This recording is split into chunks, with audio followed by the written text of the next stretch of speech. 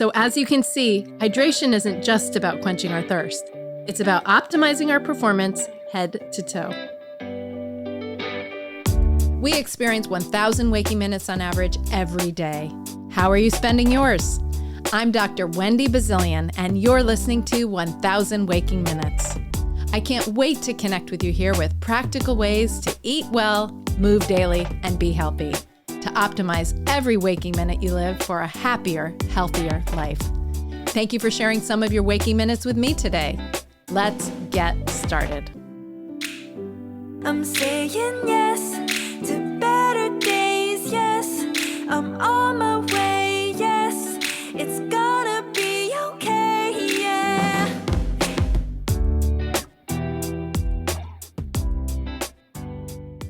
Welcome back to 1,000 Waking Minutes. I'm your host, Dr. Wendy Bazilian, and today we're diving into one of the most essential and sometimes overlooked ways to keep ourselves our best, and that's hydration. Now, I know you've heard it at least a bazillion times before, drink more water. But please stay with me because today we're going to take a fresh look at why it fits into our everyday, why it's truly a game changer when it comes to how we move into this season, which some don't expect to be talking about hydration as we move into fall and winter and beyond. As we head into cooler weather with our holiday gatherings, maybe a bit more wine or bubbly in our mix, our hydration needs sneak up on us. But not only that, typically around the United States anyway, the temperatures get cooler, the air tends to get drier, and we don't feel as thirsty. We sweat less, though our body is still respiring and it's still passing off fluids during the day. And hydration, frankly, keeps us sharp and energized and feeling balanced. By some estimates, 75% of adults are underhydrated or even dehydrated. So just imagine if you could feel a little bit more together, a little more energized, a little bit more focused this season with just a few small tweaks, such as hydration and getting more fluid, namely water, which we'll talk about, into your life. And also to make this a little bit trendy in with the season, I've noticed a lot of us carrying around, I'll show it on the video version of this podcast, one of these. It's a Stanley tumbler or some kind of water bottle. But if you've gotten into the Stanley crave, and this one is hot pink, almost magenta pink, that a friend of mine gifted to me. I've got one too. They've become a go-to accessory. They come in with their seasonal colors. You can get the hottest color. People wait in line or they pay high dollars. People put them up on eBay. They've become a bit of a craze. I'm all for anything that makes hydration more fun. But as a colleague of mine pointed out, that while we carry them around, some of us actually forget to drink the water in them at times. So today we're going to be turning those tools into the real habits. And whether it's Stanley or I've got my brand new Yeti from my daughter's elementary school, it's just important that we hydrate more. So here's a fun fact. Did you know that our brains are about 73% water? That's nearly 3/4 of the volume, mass, weight that is taken up by water. It's a virtual sponge. In terms of real ounces, or to put that into perspective, the average brain weighs about 3 pounds. So we've got about 4 cups of water in our brain. So imagine squeezing that sponge. Well, maybe you don't want to imagine that, but squeezing that sponge and out comes 4 8-ounce glasses of water. That means that water is in there and it is part of the fuel that helps us focus, helps us remember, helps us stay in a positive mood or a balanced mood that's appropriate for whatever we're going through at the moment. It's important to keep this in mind, not only from our brain perspective, which we'll talk about, but our whole body perspective. And I want to share just a little snippet from my past on why I like to remind us that we're so lucky to have clean access to water, no matter what your perspective is on buying bottled water or carrying around your tumbler or drinking out of the faucet or tap, of filtering it, having a full filtration system. We could talk about all of those in more detail. But I just wanted to share that in public health, I've had the opportunity to work in a number of different environments and live in a couple different places as well, where potable water wasn't always readily accessible.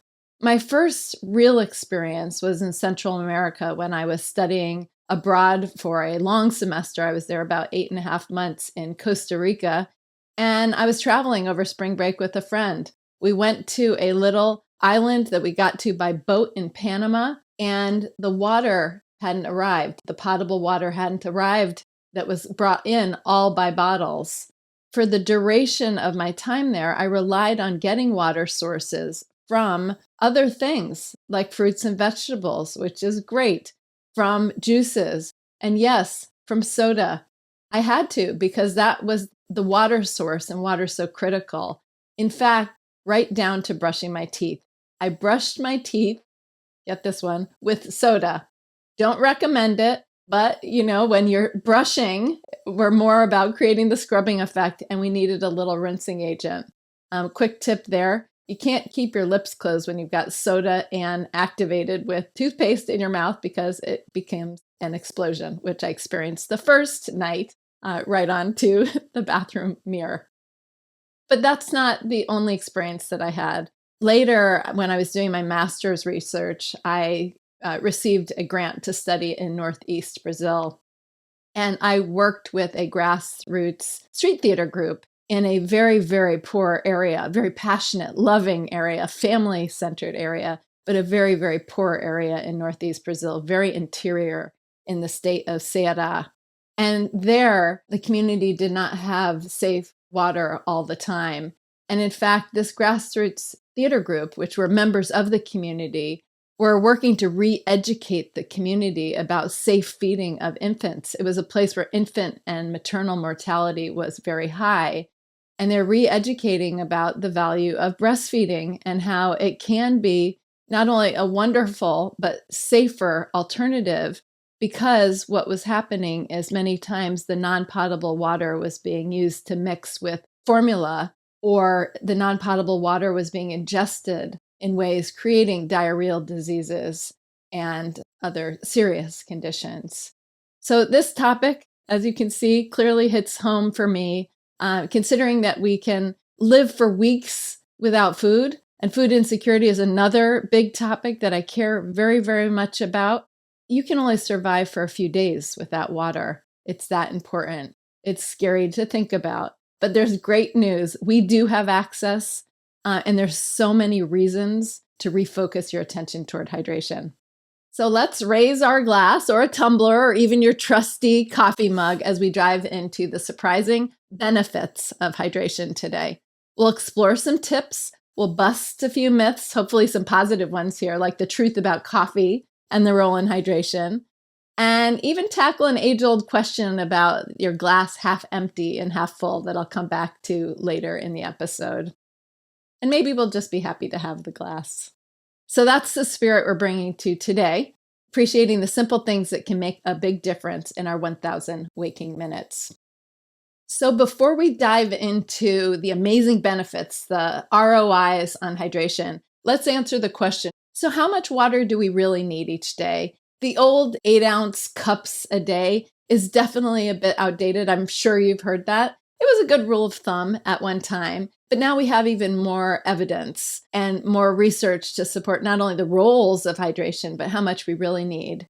The National Academies of Science, much over a decade ago now, have put out recommendations suggesting that most women need about 11 cups a day on average, and men 13 cups a day on average. This can be impacted, of course, by climate and altitude and other life stages and other things as well. But since we're all unique individuals, and that's a little bit still a generic suggestion and may sound like a lot to you, I do have a good rule of thumb.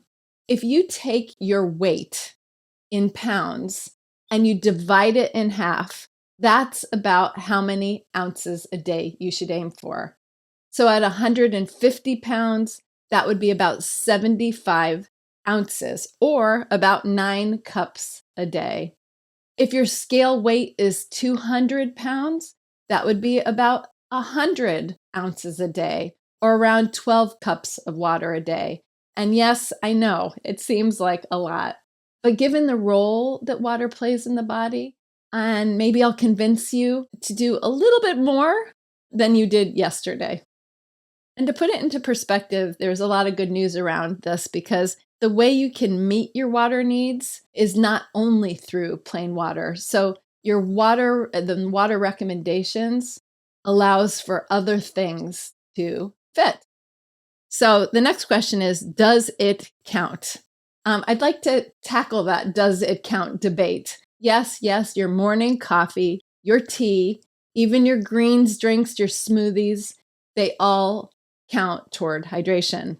Coffee, despite being a mild diuretic, you would have to drink very large volumes for it to negatively impact. I'm not talking about the caffeine, but negatively impact your hydration status, with very few exceptions. After all, what are the ingredients in coffee? Coffee beans brewed in water, of course. Yes, herbal teas, green teas, Camellia sinensis, traditional teas, and black teas all count. Milk counts. Milk is 90% water. Even your foods rich in water, your fruits and your vegetable, every food in the plant kingdom is a rich water source, most of them having well over 50%, even when we're talking about things like grains that are cooked in beans, but certainly our fruits and vegetables, which are replete with water. And how do you know if you're getting enough each day? We could dive into this even further, but I'm going to give you the real simple tool. This is not the sophisticated scientific measure of, am I getting enough? But I do like to use the urine gauge, because after all, we all go to the bathroom and we all can take a quick peek into the bathroom to see the color of our urine. So if your urine is running a straw-like color, so it's lightly yellow but more like straw, it is an indicator that you might be well hydrated, or pretty well hydrated. We could all stand to have a little bit more. The darker the yellow, the more goldenrod that it becomes, the more deep orangey yellow it becomes. It's more indicative that you might be dehydrated. And usually this shows up after you've been a little bit underhydrated for a period of time. So it's a good gauge. First thing in the morning, it's expected. Usually your urine is going to be a darker orange. And the last thing on that, if it's fluorescing, meaning if it's a bright fluorescent yellow, that's usually a sign of B vitamins, or that you're taking some multivitamins that they turn the urine that color. So it can confuse things, but still look for a little bit of a clearer, lighter, paler color to be general indicator of hydration. So now we've covered how much, briefly, what counts, and how we can stay on track.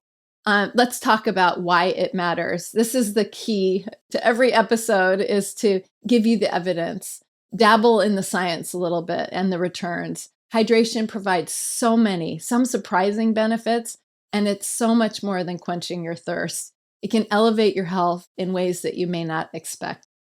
So in our returns on investment, our ROI, or benefits of hydration, there are big ways that water can pay off. And let's start with our heart. This may surprise you, but a study from Loma Linda University found that staying adequately hydrated may reduce the risk of heart disease by up to 50%. That's a huge return on investment for simply drinking more water. This recommendation is even more important as we go into colder months, as we go into the holidays, when some of the risk factors for heart disease go up, when our bodies are working harder to keep warm and maintain our circulation. We can become at greater risk of dehydration without even realizing it. So we're protecting arguably our most vital organ, the pumping of our heart, this way, and you can reduce your risk by staying hydrated. I'm not talking about overhydration. I'm talking about getting hydrated and staying there. A second benefit is to boost your metabolism and turning up your internal engine, or your thermostat. So just like Water can help us with our circulation and our heating of our body, but specifically with the viscosity of our blood, making it a little bit less viscous and better flow. It can actually help turn up our metabolism just by staying hydrated. So this is really cool. Just drinking a boost of 17 ounces or just over 2 cups of water in one study was shown to increase metabolism by 30%. 30% temporarily. But staying hydrated keeps it up that 30%. It's the equivalent of burning around 100 extra calories a day just by staying hydrated. This study was published in the Journal of Clinical Endocrinology and Metabolism, and it showed that just getting hydrated again can get your metabolism up. So if you're feeling sluggish or you're fighting some extra weight and not seeing results despite your efforts, hydration can help kickstart it, and it's a free and easy way to start. Third, we're going to talk about mental performance, and there's 2 angles on this one. Even mild dehydration can impact our cognitive function, our concentration, and our mood. So first, let's talk about mental clarity and hydrating our brain power.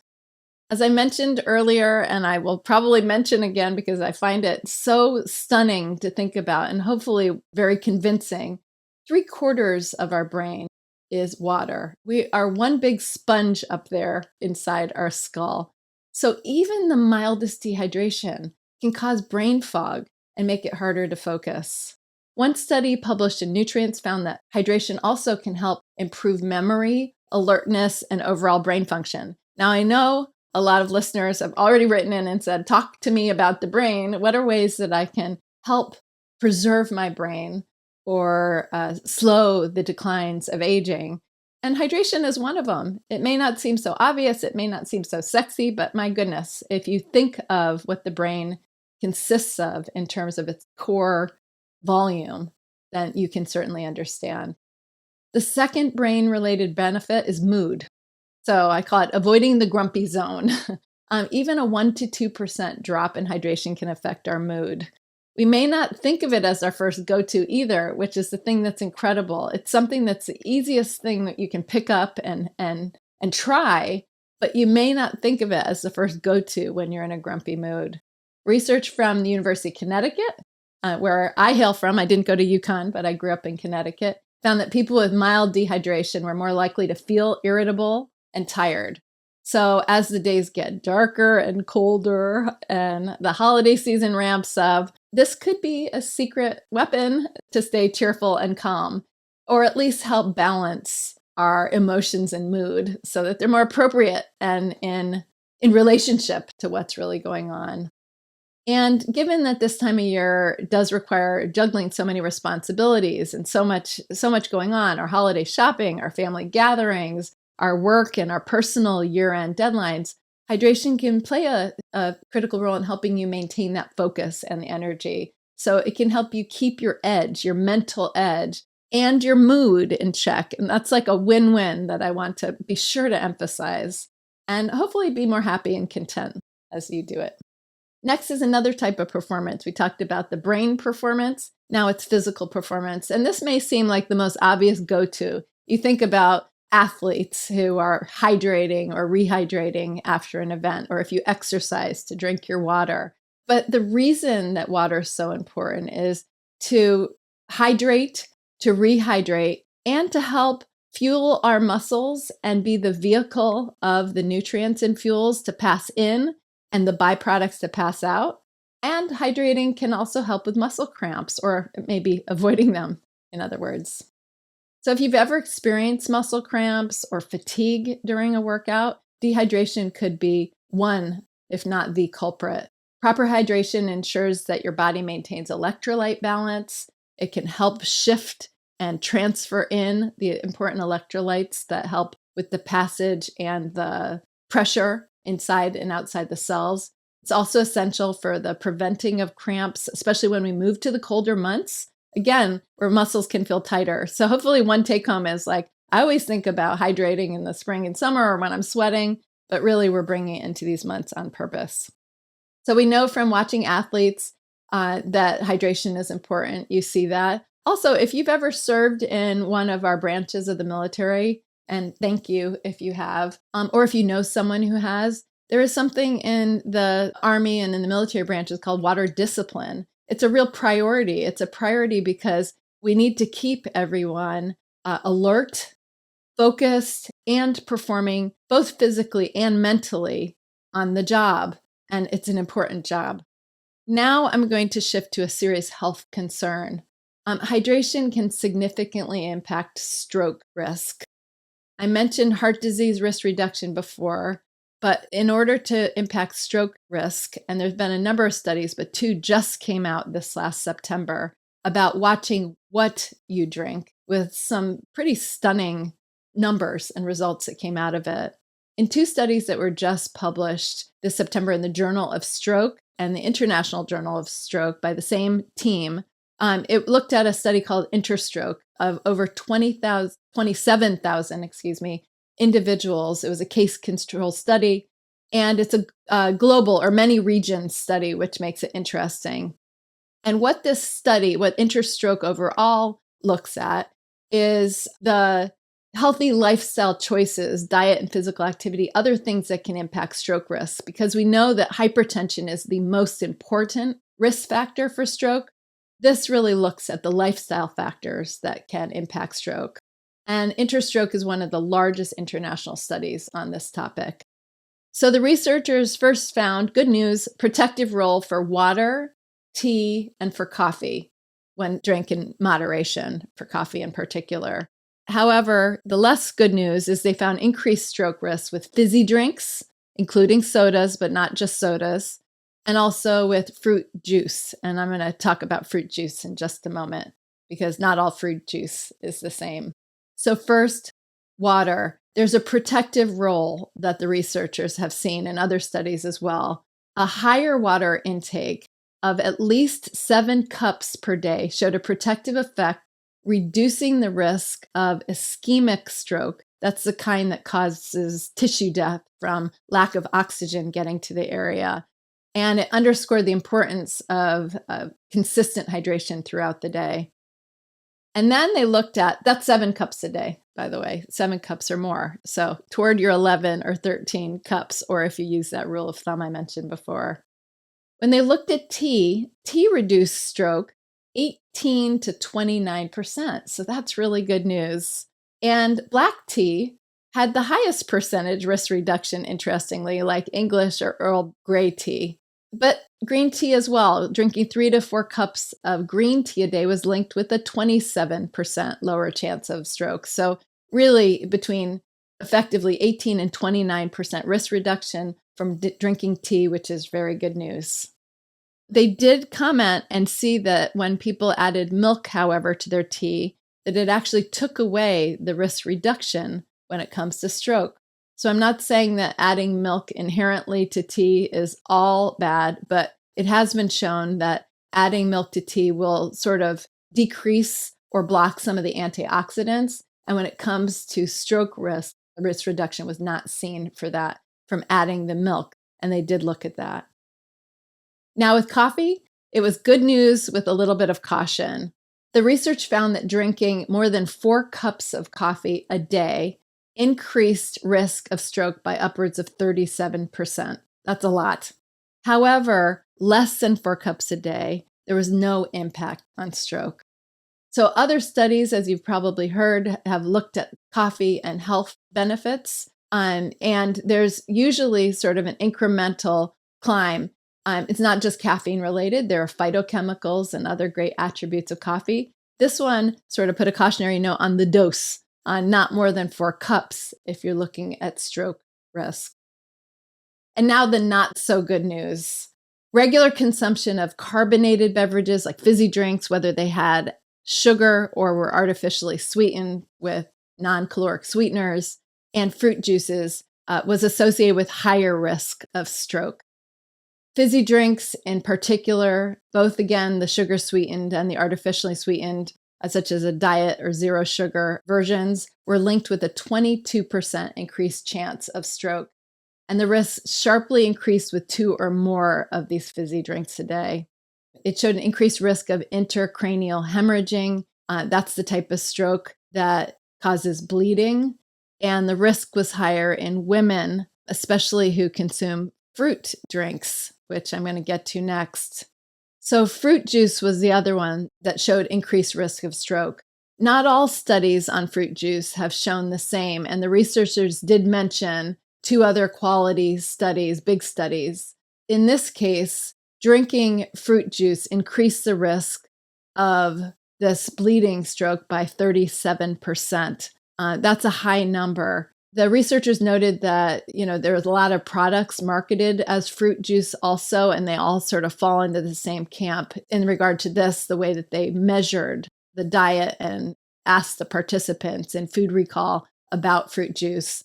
Some fruit juices are made from concentrate. Many contain added sugars and preservatives, some of which they said may offset some of the benefits that have been seen in other studies. So they indicated it was probably best to stick with the 100% fruit juice, to do fresh fruit made into juice. Of course, the fiber is lost in the majority of fruit juices, but sticking with 100% fruit juice. And we know that there's other studies and research that have looked at the benefits of 100% fruit juice. This particular one, though, showed increased risk of stroke from high consumptions, regular consumption of fruit juice. And the final benefit, and this one's highly relevant to right now, this time of year, is hydration can help support our immune system, especially during cold and flu season. If you've already been hit a little bit, hopefully not, or you're trying to keep it at bay, hydration impacts our immunity and helps keep it strong. And it does that in at least 2 ways. First, staying hydrated supports our immune function by keeping our mucous membranes moist and helps the body fend off infections. So think of water as being like a vehicle to help move things through, to help process them, to bring them back to the organs that can excrete them, to help be the vehicle where our fighter cells can come in and get rid of all of this. Dehydration weakens our defenses and actually makes us more susceptible to illness. And the other is, once you get it, can we decrease its severity, how hard it hits you, or its duration? And hydration can help there as well. So sometimes you might want to add an electrolyte support to that. So there's powders that either fizz or they can just dissolve in water that can help you replenish some of the minerals and electrolytes lost and help be a little tastier if you've sort of lost your sense of thirst when you're dehydrated and not feeling so well. So that can be one to help you recover faster and replenish the fluids and some of the lost minerals. And we all know when we're hit by a cold or flu, sometimes we lose a lot of moisture and water through a lot of ways, through our body channels. And also when you cough, you may not think about it, but you're losing a lot of moisture every time you cough if you have a cold cough. Or through blowing your nose a lot, you're losing a lot of that hydration. You've really got to focus there. So as you can see, hydration isn't just about quenching our thirst. It is about optimizing our performance head to toe. It's keeping our immune system robust. And the best part is it's something that we have access to. We have simple choices every day in our 1000 waking minutes for good water and hydration in our life. So now it's time for our mindful minute together. Every episode, this is our moment to pause, reflect, and reset. Today's mindful minute will focus on hydration naturally and how it nourishes us both physically and mentally. If you can, grab your glass of water to sip during this time. Maybe hit pause even and then run on back to join. I've got mine in hand. I just took a little sip to get started.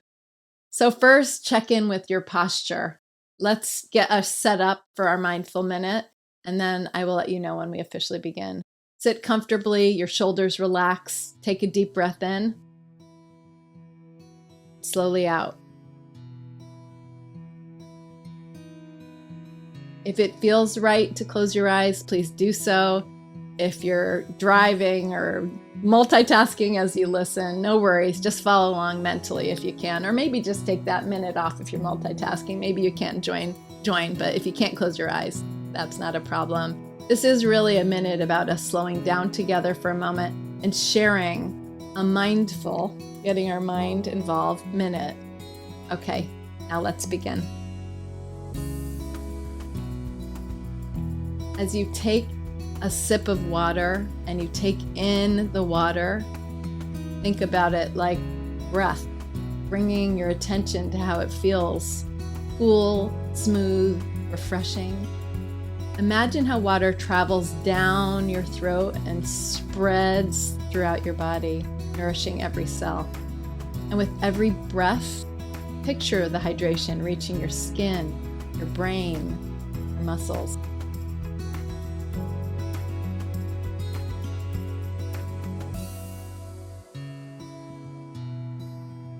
Notice how your body is responding to this moment. Are your shoulders softening? Is your breath slowing down? Picture that brain filled with 73% water.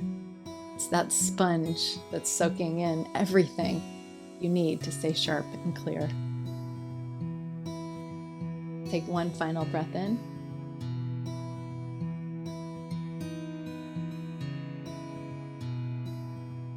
There we go. We've shifted our attention now to thinking like sipping water, sort of like breathing is a necessity. As we inhale through our day, think about the flow of air, sort of like the flow of water through your body, and all the things it does for your immune system, for easing tensions, helping your mood stay balanced. And this brief pause, even to take a sip of water throughout your day, and like we did together, it helps us remember that small intentional action can restore us. So with each sip today, I hope you think back to imagining that energy flowing through you and that you're investing in yourself, not just quenching your thirst. Thank you for sharing that mindful minute with me. Let your drinks of water and your awareness around it today serve as a little reminder to pause, reset, and nourish yourself. Let it flow, just like your breath. We're associating it with our water intake. These tiny moments add up in our 1,000 waking minutes, and they can make a real difference to your health. All right, now we're going to focus on practical tips, some simple, doable strategies to help you stay hydrated. Whether you're starting fresh on this as a goal, or you're already underway with your current habits and you just want to bump it up a notch, take one or two of these, try them on, let them snowball even, and see how this can be even fun and certainly personal. Number one, start your day with a hydration ritual.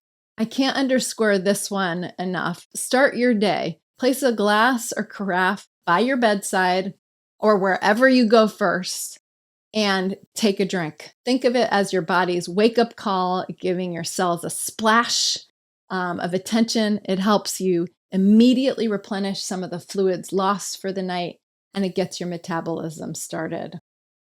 Another is jazzing up your water and make it more enjoyable. Now, hopefully I'm doing this all throughout these tips, but with this one, I mean, sort of making infusions or making it more interesting, sort of like DIY spa oriented. If you've ever been to a spa and had sort of the cucumber slices or the strawberry and mint infusions, you know what I mean.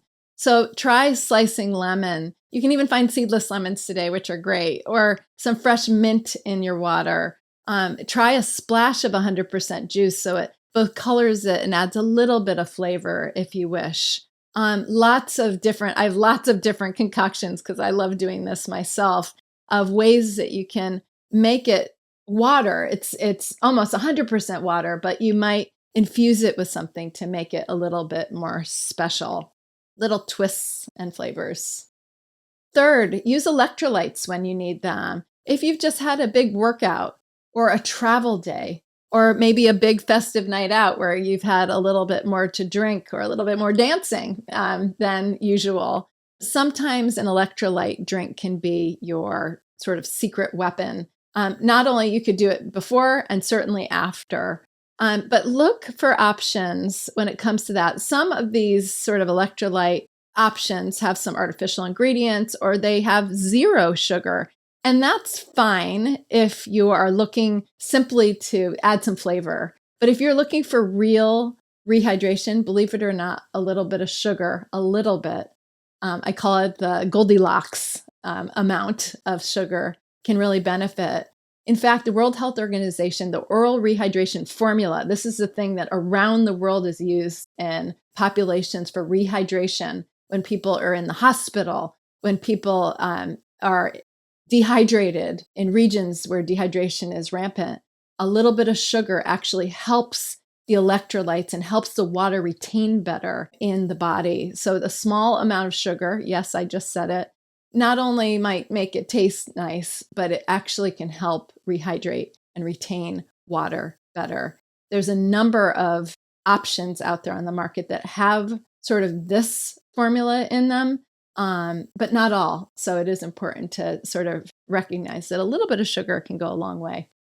The fourth tip is eat your water. So if we're trying to aim for 11 to 13 cups or whatever you determined your daily need is, you have to know and recognize that hydration isn't just about drinking. And that's good news.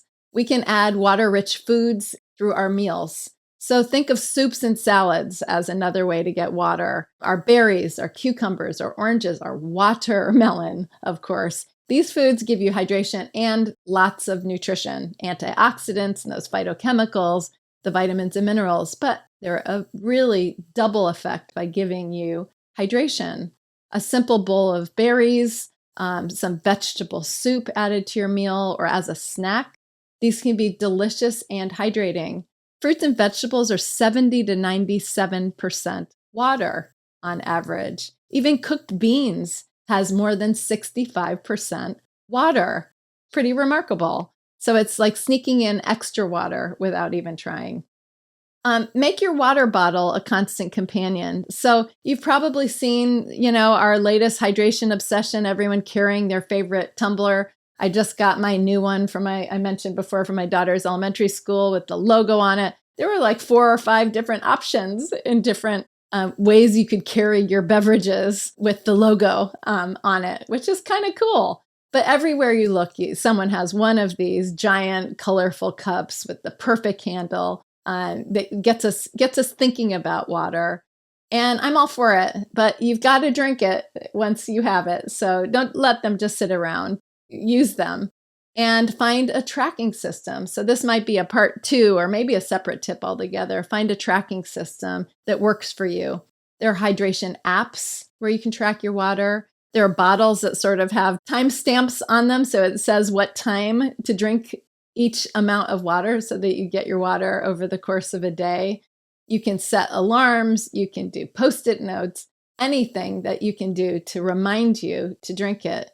If you're at home or you work from home, you can set up sort of a water station maybe where it's bringing you into it. Maybe it's pretty, or you pour all the water for a day in a special pitcher and you work to empty the pitcher over the course of a day.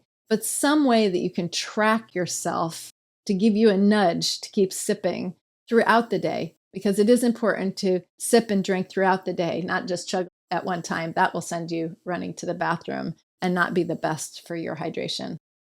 And the next tip is to become a bloodhound of sorts and sniff out where you can get water on the go.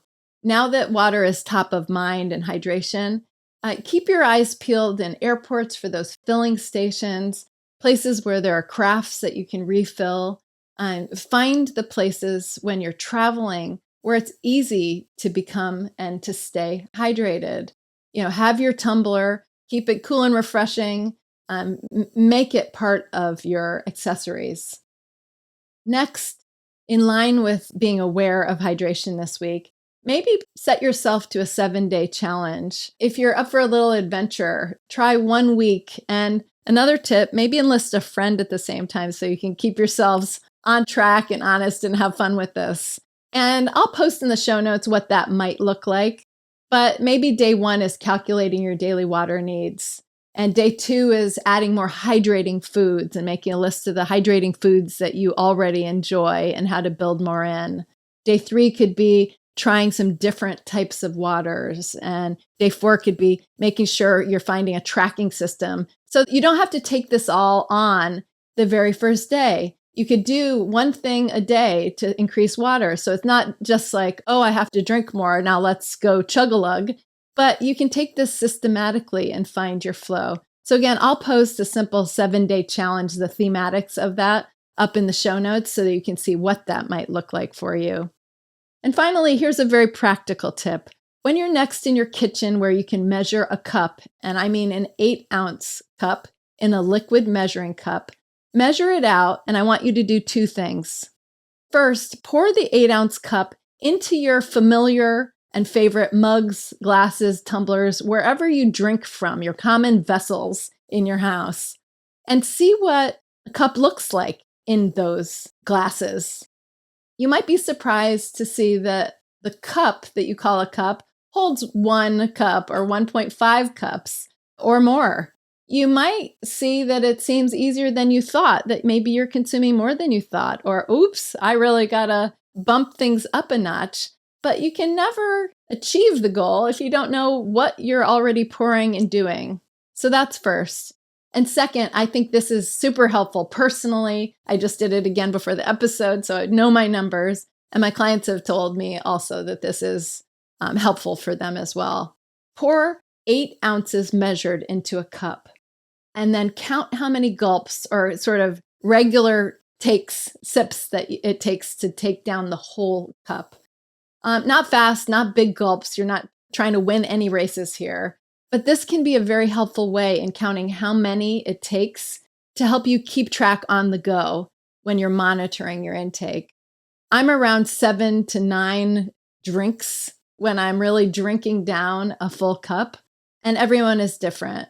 If you use a straw in your tumbler, then measure a whole cup using the straw. This doesn't mean that every time you drink, you're supposed to or that you need to accomplish a cup, but it does let you have a gauge on when you're drinking, how much of a cup you're consuming. And if you're trying to get to your goal, it can be very helpful. All right, so we've covered some simple, practical ways. I hope that you can take 1 or 2 of them to keep hydration at the forefront of your day. Whether you're jazzing up your water using the trendy tumblers, you're eating water-rich foods, which I hope that you're doing both. But there are plenty of ways that can help you stay hydrated and keep your body working at its very best. So here's a moment for us to pause and connect it to our 1,000 waking minutes a day. And I want you to ask yourself a question. What's one small change I could make today to feel more hydrated and energized? Again, what's one small change I could make today to feel more hydrated and energized? It's these small everyday choices where we create the habits that truly serve us. And think about one moment in your routine where you could add in a hydration boost, whether it's at the start of your day or maybe while you're cooking or during that afternoon slump that many of us face. And what are the techniques that you'll do? Squeezing in some lemon or making some spa water? How are you going to track it? It's not about perfection, but about being intentional with even a few of those minutes to give your body what it needs most when it comes to hydration.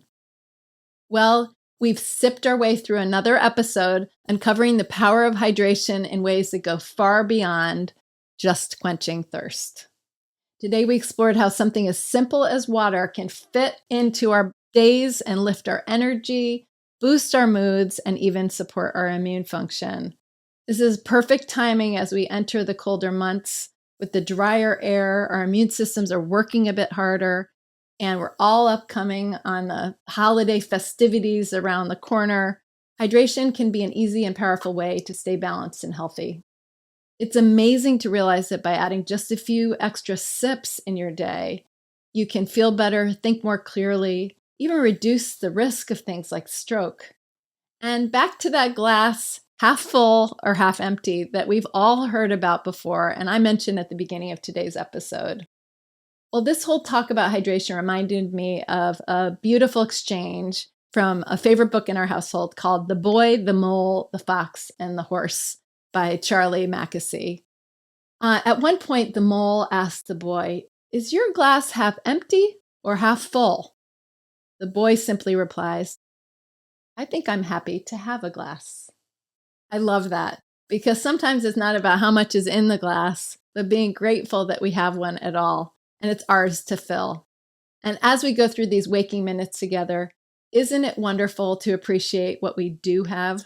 Every small sip, every little choice adds up to a better day and a healthier life. Let's take a moment to appreciate that together. Raise that glass, toast with a little extra water in it today and throughout the days of this season. Thank you so much for spending some of your waking minutes with me today. If you found this episode helpful, I'd love for you to subscribe, share it with a friend, and tune in next time for more ways to make the most of our 1,000 waking minutes. I'm Wendy Bazilian. This is 1,000 Waking Minutes, and until next time, drink well and be well. Thank you for tuning in to 1,000 Waking Minutes. A huge thank you to our amazing collaborators, including our production and marketing teams, and Gabriella Escalante in particular. To the ultra-talented Beza for my theme music, my lifelong friend and artist, Pearl Price Photography and Design, to Daniel Ballantyne, Jen Nguyen, Joanna Powell, and of course my family, and everyone working tirelessly behind the scenes. And to you, our valued listeners, I so appreciate your support. If you enjoyed today's episode, please consider leaving a comment, writing a review, and giving 1,000 Waking Minutes, that's us, a 5-star rating. And please hit subscribe on Apple Podcasts, Spotify, or wherever you enjoy your podcasts. Please follow and stay connected at wendybazilian.com. And don't forget to share with your friends. Your support helps us grow and bring you more great content. Until next time, find some simple opportunities to optimize those 1,000 waking minutes each day.